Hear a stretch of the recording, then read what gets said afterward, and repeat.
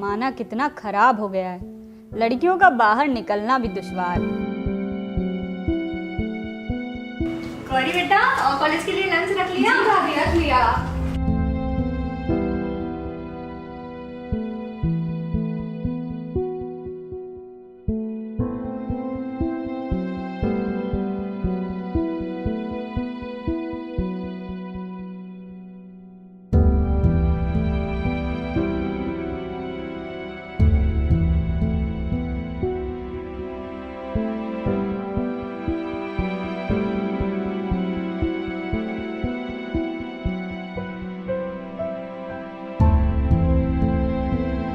Number आज निकालना है उसका। देखो माल तो बता आज हाँ। आएगी ना बाहर, यहीं रोक के नंबर अभी उसका निकलेगी 10 से, यही नंबर ले ठीक ठीक। अरे घर छोड़ दे। लड़कियों से बात करने की तमीज नहीं है क्या? हमारे साथ चलो ना।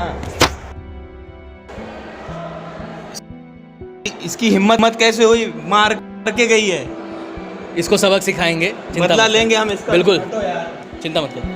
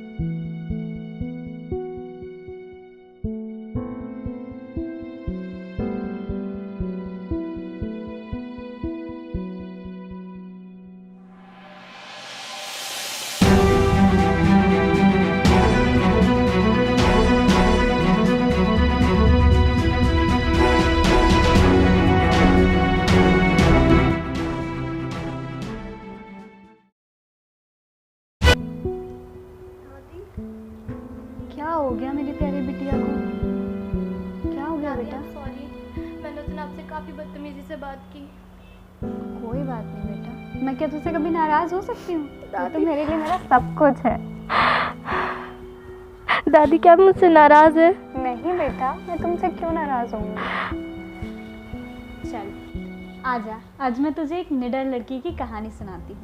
इसकी दादी फूलन देवी, इंडिया की बैंडेड क्वीन। 1963 में उत्तर प्रदेश के एक ऐसे गांव में पैदा हुई जो गरीबी से घिरा हुआ था।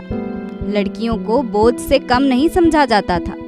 बचपन से उसका जीवन संघर्षों से घिरा हुआ था, लेकिन उसकी आंखों में साहस दिखाई देता था।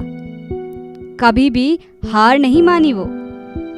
जब फूलन देवी 11 साल की हुई तब उसकी जबरदस्ती उससे 3 गुना उम्र में बड़े पुतीलाल से शादी करवा दी गई। शादी के बाद से वो फूलन के ऊपर बहुत सारा अत्याचार करता था।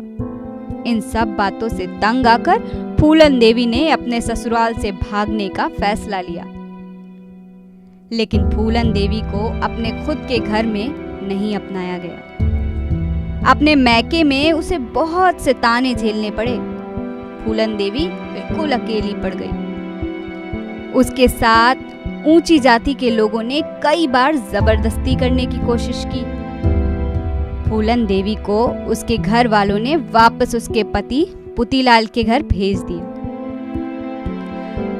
वहां उन्होंने उसे काफी मारा, पीटा और जबरदस्ती की। जब फूलन 16 साल की हुई, वो एक बार फिर अपने ससुराल से भाग गई। लेकिन इस बार वो अपने घर नहीं गई, बल्कि 2 वक्त की रोटी के लिए एक डाकू के गैंग को ज्वाइन कर लिया। और उस गैंग में शामिल होने वाली वो पहली लड़की थी।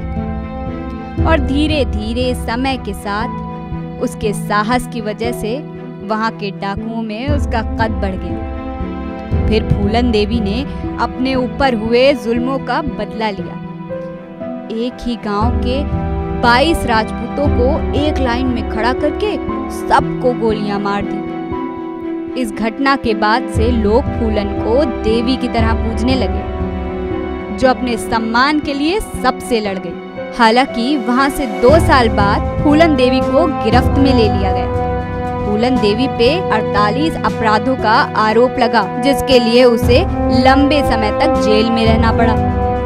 11 साल जेल में रहने के बाद 1994 में वो जेल से आजाद हुई और समाजवादी पार्टी से फूलन देवी को लोकसभा के चुनाव में 2 बार मिर्जापुर से लड़ी।